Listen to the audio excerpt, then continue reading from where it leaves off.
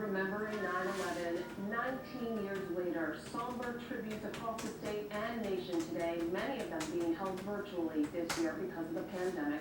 Governor Baker honored the local victims at the State House, but without the normal crowd. NBC's John Maloney is in Boston with more on how people are marking the anniversary of the terror attacks. Terrorist. Almost brought people together. Memories and quiet reflection in Boston's Public Garden 19 years after September 11th.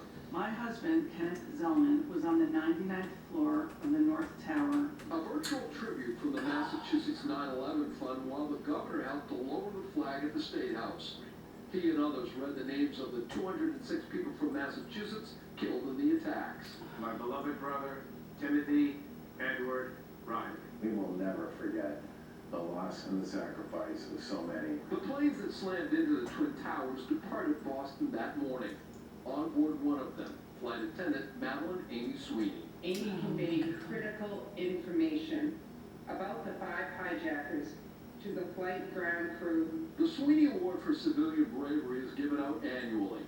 This year's recipient, Christopher Eatrick, who risked his own life when he saw a vehicle go into a river in Grafton. Mr. Eitri swam to the car, smashed the windows to rescue a teenage girl. I'm truly honored to receive such an award in the name of somebody who showed selfless action themselves. At Big Night Live on Causeway Street, the annual Red Cross Blood Drive. Maura and Robert Heitkamp give every year after she escaped from the North Tower before it collapsed. I always think of all those souls that were lost that day and the firemen. Never look at a firefighter or a policeman the same way. They were heroes of that day. The ceremonies are a little bit different this year because of COVID-19, but a lot of the feelings about 9/11 are still very much the same. In Boston, John Maroney, NBC 10 Boston. Well, that's a lot of heroes, John. Thank you.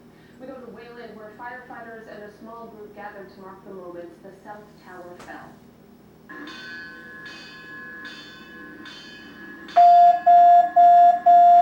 Firefighters lowered the flag to half-staff and recited the firemen's prayer. All Boston fire departments held a similar ceremony. Please stay with us. For more on today's remembrance and ceremonies, you can view photos, videos of how people are honoring the victims of 9/11. It's on our website, NBC10Boston.com, and on the NBC 10 Boston mobile app. All right, the Celtics hoping to secure their spot in the Eastern Conference Finals in Game 7.